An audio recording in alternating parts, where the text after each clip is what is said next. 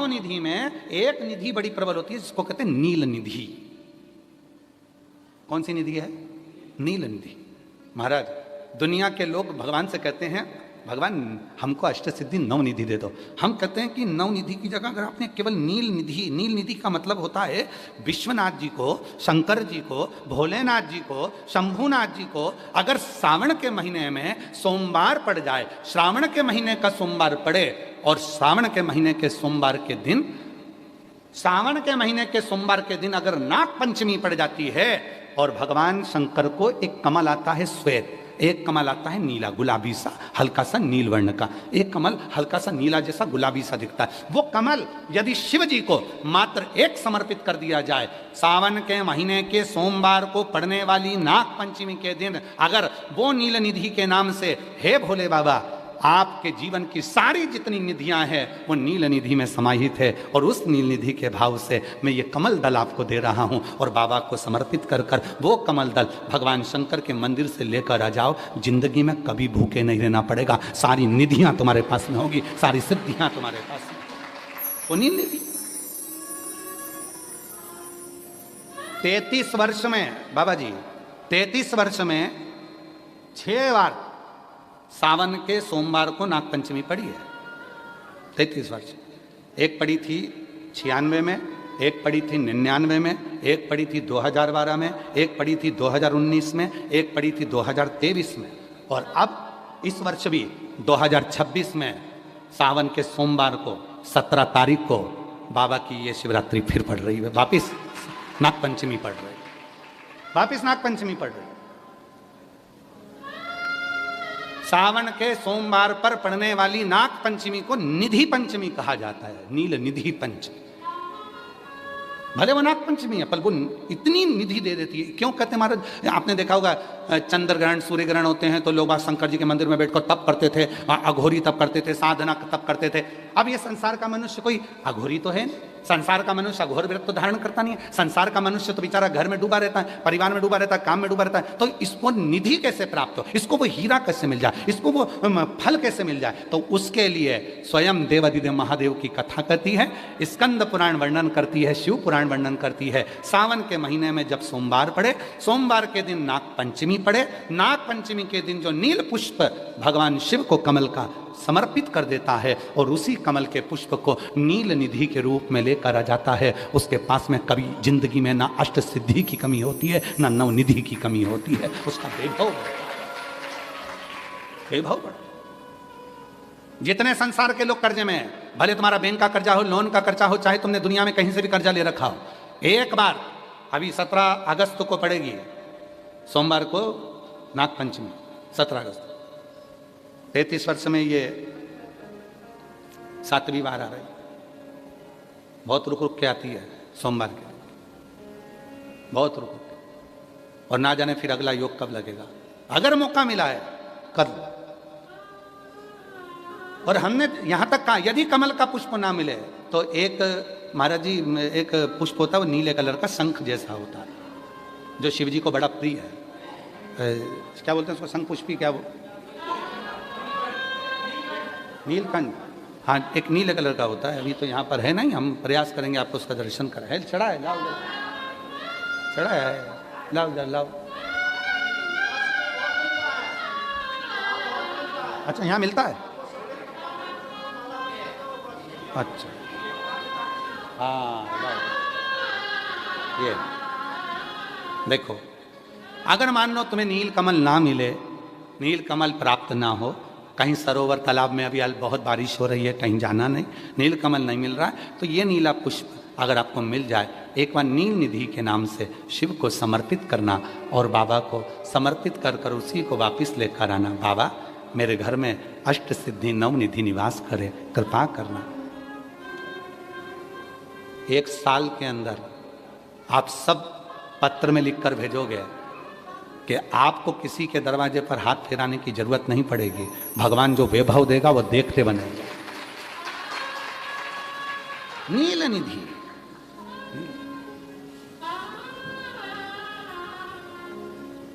कौन सा दिन है बोलो जरा? सावन के जम के बोलो, जरा जम के बोलो। सावन के सोमवार पर यदि नाग पंचमी पड़े तो फिर हमें ना तो तप करना है, ना साधना करना है, ना कोई उपवास, ना कोई। और एक और चीज बड़ी सुंदर लिखी है महाराज, नील निधि, ध्यान दीजिएगा। यदि डॉक्टर ने कह दिया तुम्हारे शरीर में कोई गठान है, बहुत बड़ा कोई रोग हो गया है, ये छूट नहीं रहा है, बहुत तकलीफ में पड़े हुए हो और मिट नहीं रहा, तब शिव जी के शिवलिंग पर एक दुर्वा, दुर्वा का मुख हो जलाधारी की ओर जहाँ से पानी बहता, बेलपत्री, बेलपत्री का डंडी का मुख हो जहाँ से जल बहता जलाधारी की ओर, और दो छोटी छोटी कटोरियों में यदि सावन महीने के सोमवार की नाग पंचमी पर अगर दूध चढ़ाया जाता है और उसको दूध चढ़ी हुई बेलपत्री और दुर्वा दोनों को लेकर आया जाता है, दुर्वा सुबह के समय द्वितीय दिवस में, जिस दिन चढ़ाओगे उस दिन नहीं, द्वितीय दिवस में उसको सुबह सुबह चबाकर खा लीजिए, और बेलपत्री को जिस कक्ष में आप सोते हैं उस कक्ष में उसको रख लीजिए, कहीं पर भी हमेशा के लिए। जो शरीर का रोग है वो धीरे धीरे मिटेगा ही, और 4 से 6 महीने के अंदर बड़े से बड़ा रोग सारी रिपोर्टें नील आकर सामने खड़ी है। ये कोई साधारण नहीं है सावन महीने का सोमवार उस दिन पड़ने वाली नाग पंचमी। आप सबको तो साधुता है, अब की बार 17 अगस्त को पड़ रही है और बाबा की कृपा से आपको ये कथा श्रवण करने को मिल गई नील निधि की। रोग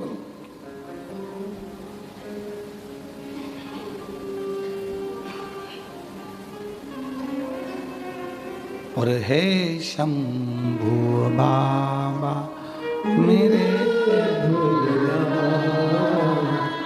तीनों लोक में तू ही तू, हे शंभू बाबा मेरे भोलेनाथ, तीन लोक में तू ही तू, श्रद्धा सुमन मेरा मन बेलपत्री, जीवन भी अर्पण कर दो, हे शंभू बाबा मेरे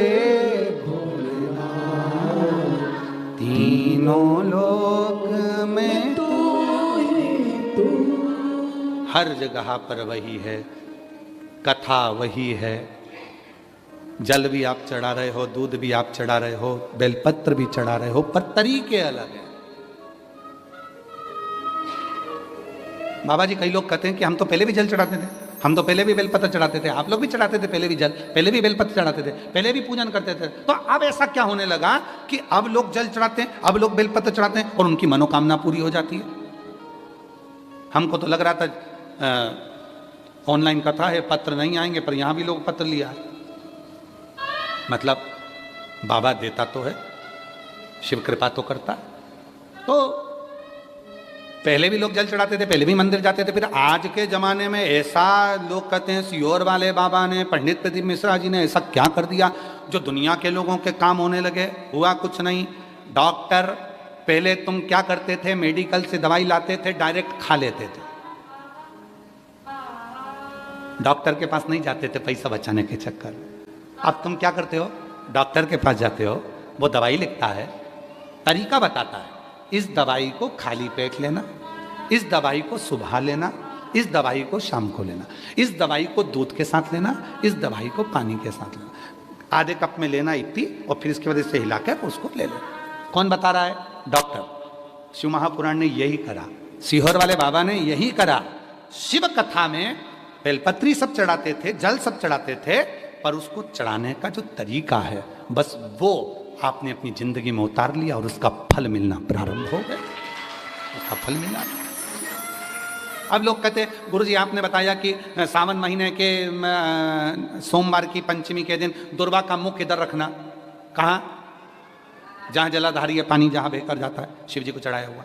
बेलपत्री की डंडी का मुख उधर रखना जहाँ जल बहकर जाता है। क्यों? लिंग पुराण पढ़ी है, और लिंग पुराण में आता है कि जब डंडी का मुख जलाधारी की ओर होता है और उस समय पर व्यक्ति जो सामग्री समर्पित करता है, जल समर्पित करता है, तो जैसे जल बह कर जाता है और राह में जल को जो भी अड़चन आती है वो निकलता चले जाता है। शिव जी के चढ़े हुए जल को जो मार्ग मिलता है, अगर डंडी का मुख जलाधारी की ओर कर कर हम जब जल या दूध चढ़ाते हैं तो हमारी जिंदगी के भी सारे रोग और दुख समाप्त होना प्रारंभ हो जाए। तरीके 33 वर्ष में 6 बार आई है सावन के सोमवार को नागपंचमी।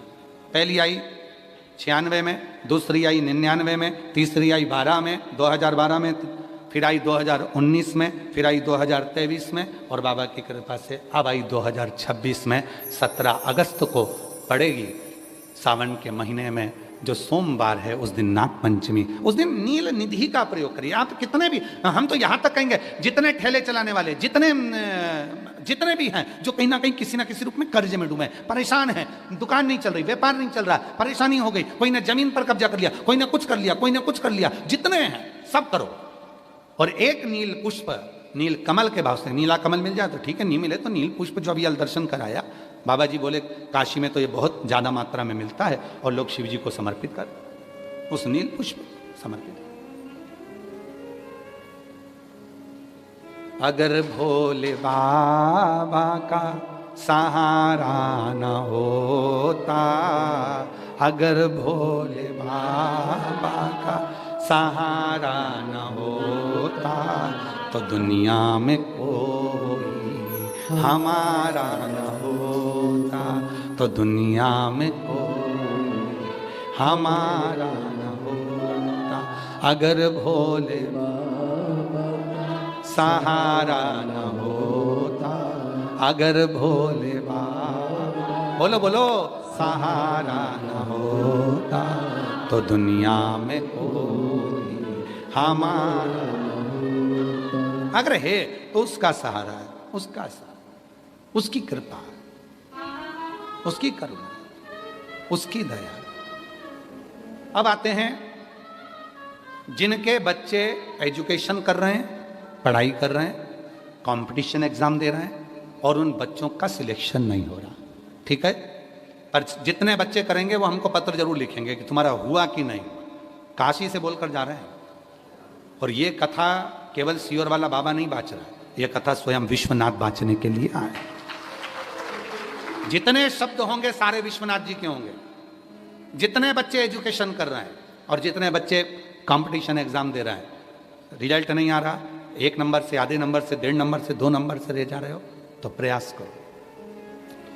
सावन के महीने के सोमवार की नागपंचमी के दिन, सोमवार की नागपंचमी के दिन लाल चंदन बाजार में होता है, लाल चंदन, उस लाल चंदन का लेपन घिस लो, उसको घिसकर बेलपत्री की दोनों पत्तियों में, नीचे वाली दोनों पत्तियों में उस लाल चंदन का लेपन करिए।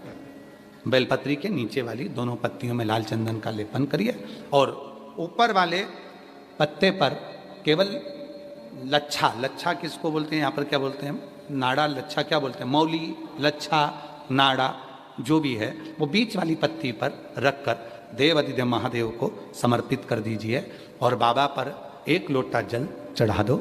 शिव जी से प्रार्थना कर कर बेलपत्री वहीं छोड़ो, लच्छा लेकर आ जाओ और अपने हाथ में या अपने कमरे में उसको संभाल कर रखो। जब तुम्हारा विल पावर कमजोर हो, जब तुम्हें लगे कि मुझे ये कंपटीशन एग्जाम निकालना है, उस समय पर भले एग्जाम में तुम्हें बांध कर नहीं जाने दें, पर उसके पहले तक भी तुम्हारे शरीर के पास में वो लच्छा होना चाहिए। फिर भले उतार कर जाओ, एग्जाम देकर आओ, फिर पत्र इस व्यासपीठ पर तुम्हारा जरूर होगा, मिले। वो साधारण नहीं है। सावन के महीने के सोमवार को पड़ने वाली शिव नाग पंचमी को नील निधि पंचमी कहते हैं। उस नील निधि का मतलब है सारी सिद्धियां एक ही निधि में प्राप्त हो जाती है, एक ही। और हम तो बाबा के भरोसे चलते, हम तो बाबा के भरोसे चल। शिव पुराण कह रही है, भगवान शंकर का चरित्र कह रहा है। वो व्यक्ति पंचकेशव के दर्शन कर कर गया, विश्वनाथ जी का दर्शन नहीं किया तो भी निंदा में डूबा रहा। आखिरी में विश्वनाथ जी ने उसको देखा कि ये साधारण मनुष्य नहीं है, स्वयं नारायण का उपासक है, नारायण उसके लिए आए, ये मुझे मानता है इसलिए तुम्हारी ओर नहीं जा पाया, क्षमा करो इसकी गलती को। आप गले से लगाओ। शिव शिव है, शंकर शंकर है, और जिसके दिल में शिव होता है ना, वो कहीं ना कहीं क्षमा की मूर्ति होता है। क्षमा की मूर्ति। आप देखिए अभी जंतर मंतर पर कितना आंदोलन हुआ, उसमें कितनी कितनी गालियां दी गई, उसके बाद भी हमारे भारत सरकार के यशस्वी प्रधानमंत्री जी ने, नरेंद्र भाई मोदी जी ने सबको क्षमा की, क्योंकि शिव क्षमा की मूर्ति। जिसके दिल में शिव है ना, वो क्षमा तुरंत देता है। ठीक है, हो गया ना गलती, जान दो। आग लगे बस्ती में, अपन रहो मस्ती में, क्या किसको रोइए, चादर तान के सोइए। क्या उसके लिए रोना, बार बार बार बार विचार करना, क्या विचार करना उसका। अपन तो शिव तत्व की ओर जाए, भगवान शंकर शिव की ओर। महाराज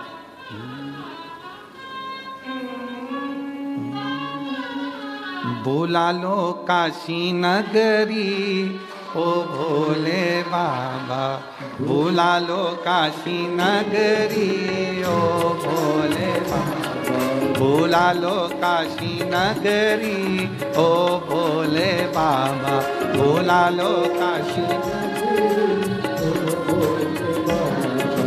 ओ भोले बाबा, ओ शंभु बाबा,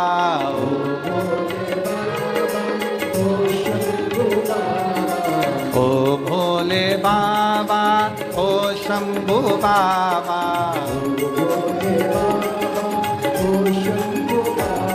बुला लो काशी नगरी, ओ भोले बाबा, बुला लो काशी नगरी,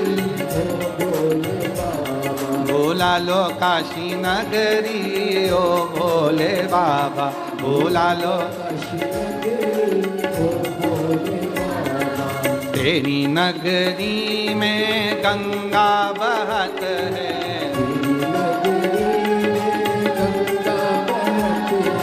तेरी नगरी में गंगा बहत है,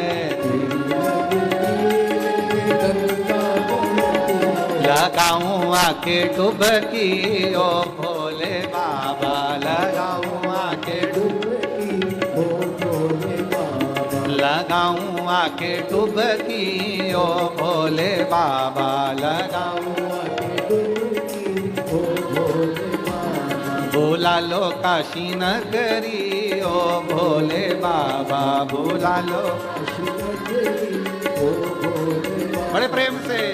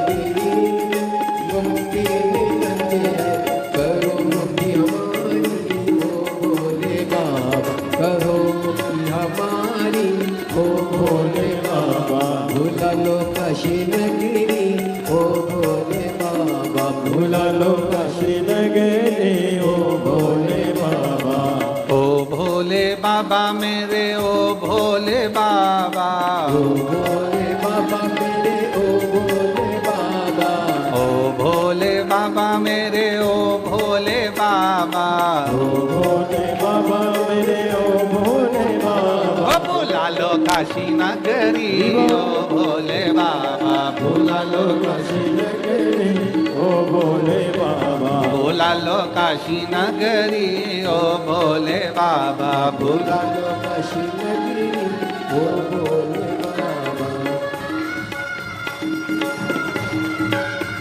जय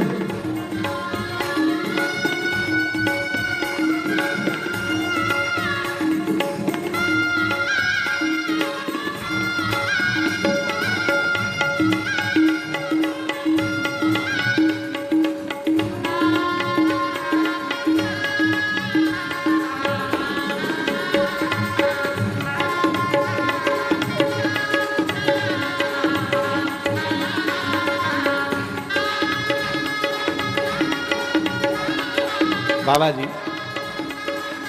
नाचने के लिए भी बल आपसे मिल रहा है। पहले आपके चरण छुए तब हम नाचे हैं। भोला लो काशी नगरी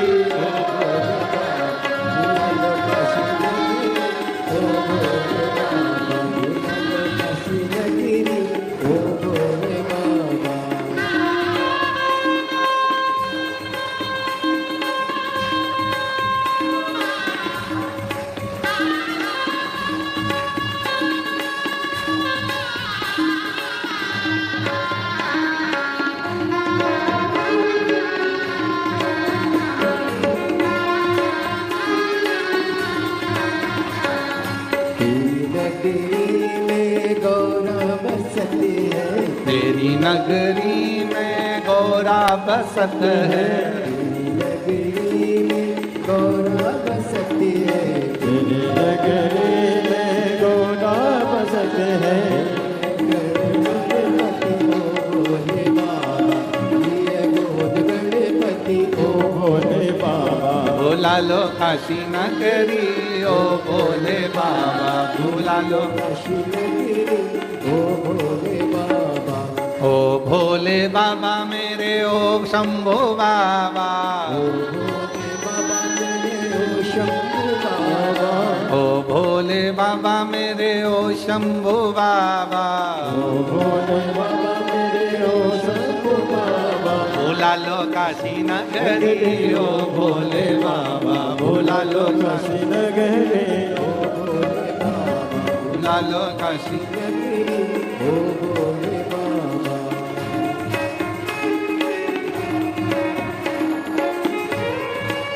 जय हो शंभो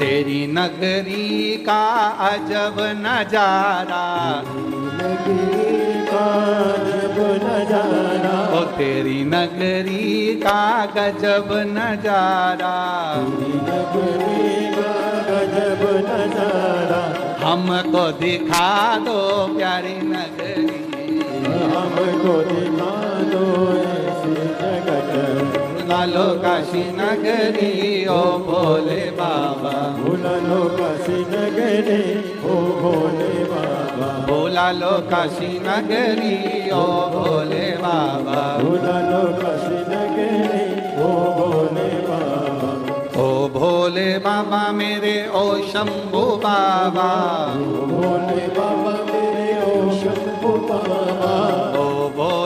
बाबा मेरे ओ शंभु बाबा, ओ भोले बाबा मेरे ओ शंभु बाबा, बुला लो काशी नगरी ओ भोले बाबा, बुला लो काशी नगरी ओ भोले बाबा, बुला लो काशी नगरी ओ भोले बाबा, बुला लो काशी नगरी ओ भोले।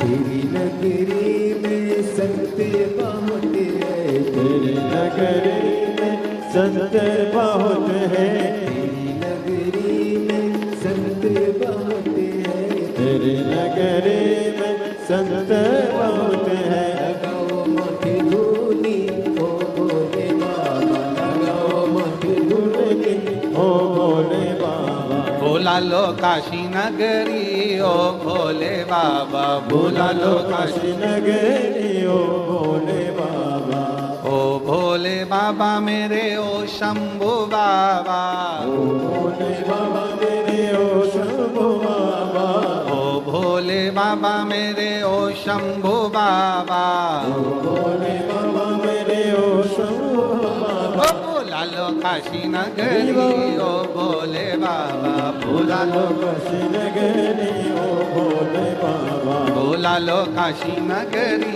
ओ भोले बाबा, बुला लो काशी नगरी ओ भोले बाबा, बुला लो काशी नगरी ओ भोले बाबा, बुला लो काशी नगरी ओ भोले बाबा। हार हार देव अपने स्थान पर बैठकर बाबा देवाधिदेव महादेव से, विश्वनाथ जी की पवित्र भूमि से आप सब बाबा को अपने मन का भाव कहिए, हृदय से प्रार्थना करो, विनय करो। ये कथा जो काशी विश्वनाथ जी की पवित्र भूमि से ऑनलाइन चल रही है, 1 बजे से 4 बजे तक ये कथा चल रही है। ये बाबा की कृपा है, करुणा है।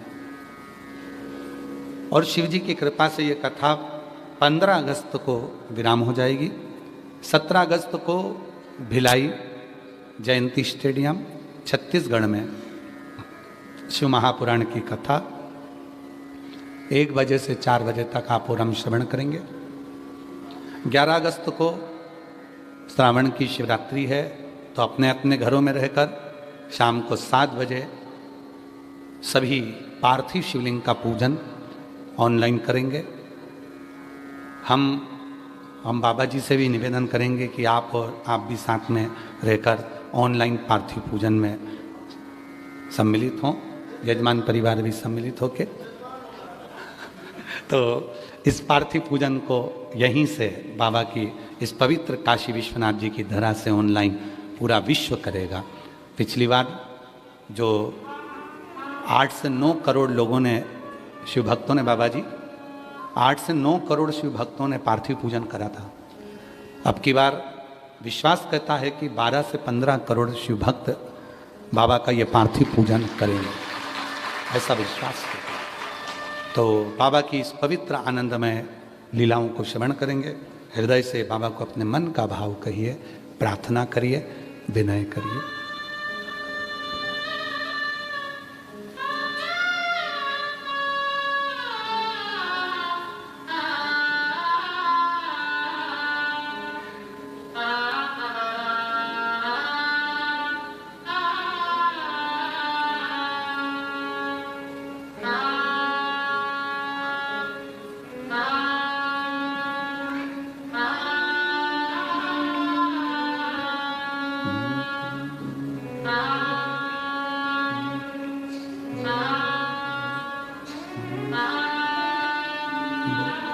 श्री शिवाय नमस्तुभ्यं। श्री शिवाय नमस्तुभ्यं। श्री शिवाय नमस्तुभ्यं। श्री शिवाय नमस्तुभ्यं। श्री शिवाय नमस्तुभ्यं। भोला सब दुख काटो ओ भोला सब दुख काटो। शिव शंकर जपूं तेरी माला, भोले बाबा जपूं तेरी माला। भोला सब दुख काटो ओ भोला सब दुख काटो। वेश है मंगल मंगलकारी, वेश है मंगलकारी। शमशान वासी हमारा, शमशान वासी हमारा। ओ भोला सब दुख काटो ओ भोला सब दुख काटो।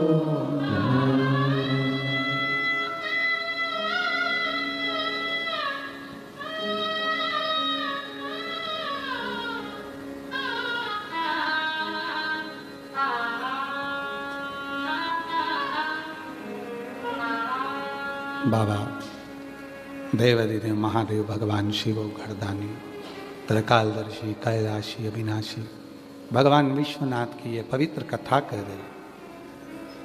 पंच केशव हैं जिनकी यात्रा काशी के लोग करते हैं, बाहर से आए हुए सभी भक्त करते हैं। इन पंच केशव के दर्शन करने के बाद भले आप नारायण को मानते हो, राम को मानते हो, कृष्ण को मानते हो, शिव को मानते हो, पर पंच केशव के दर्शन के बाद बाबा विश्वनाथ के दर्शन बहुत जरूरी है। अंतिम सिग्नेचर मेरे बाबा के ही हैं। अंतिम क्या कर्म करा क्या करा, ये अंतिम सिग्नेचर मेरे शिव के पंच कैलाश। और महाराज जब तक विश्वास नहीं होता तब तक शिव मिलता नहीं। एक पत्र अच्छा है, 2 पत्र हैं, उसमें पत्र आया है बड़ा सुंदर है, पढ़िए। दिख जाए। मैं आभा शर्मा, पत्नी डॉक्टर मनीष कुमार शर्मा, आदेनी वाराणसी काशी से हूँ। आप ही हैं? पहला पत्र वाराणसी का आपका आया है, एक बार जोरदार ताली बजाकर साधुवाद, बहुत बहुत साधु का।